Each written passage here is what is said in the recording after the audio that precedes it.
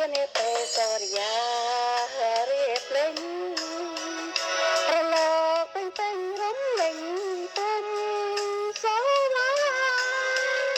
តកោសិនកាន់នេះសាយោនអនេះទៅលំសូឆ្ងាយស្រណងអើភូមិមិនសោតអណ្ដែតលើស្អីជលសា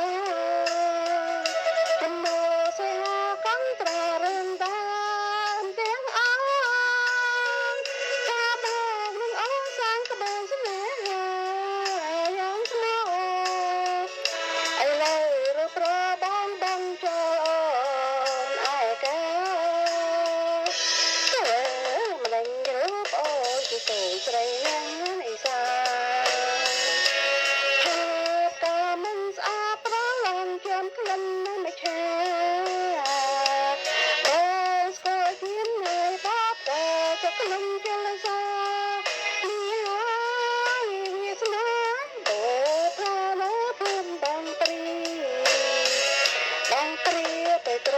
បកបរឿងស្នេហ៍នាងក្រ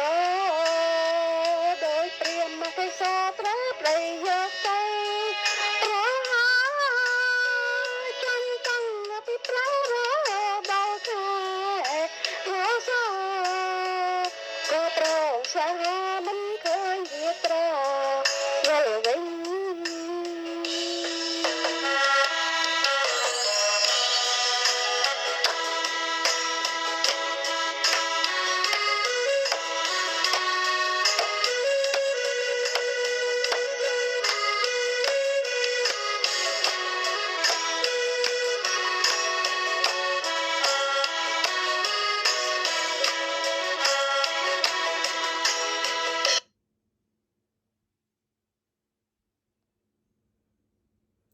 ចានាងខ្ញុំ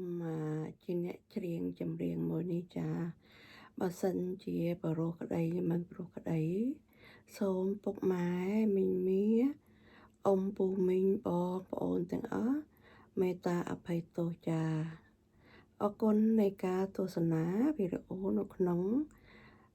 វេលានេះចាជម្រាបលាបងប្អូន